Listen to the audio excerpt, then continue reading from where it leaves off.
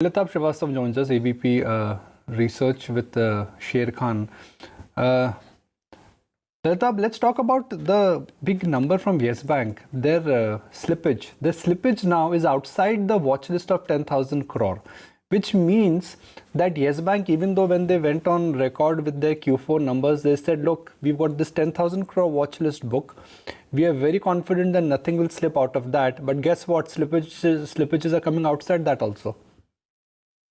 Yeah, hi, good morning.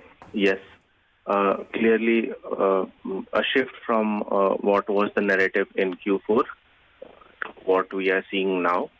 The management is indicating that double B and below is the book in which they are going to see most amount of slippages.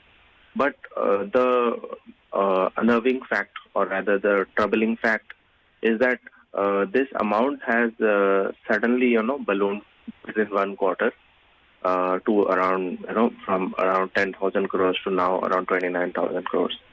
So this is 29,000 crores we have to track.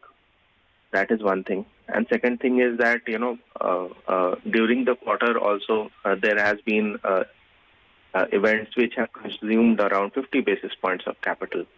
So currently they are standing at 81.8%. So very little margin of error.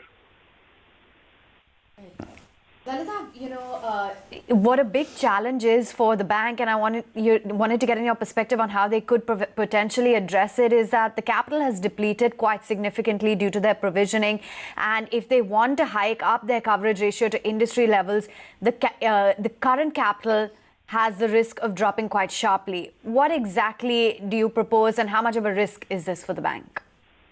I think that is a significant risk, actually. That is what I was trying to, tell you, that the capital levels are at near minimum. And now there is, we have seen that there has been, subsequent downgrades in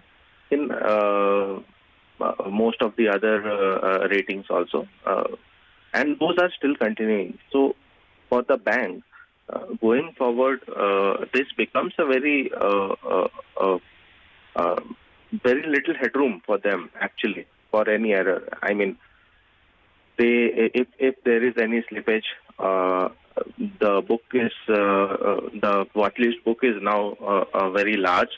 Any slippage from there, any provisioning requirement from there, that becomes a question mark then. Now, the bank is confident that Q2 will be Q2 they will be able to raise capital.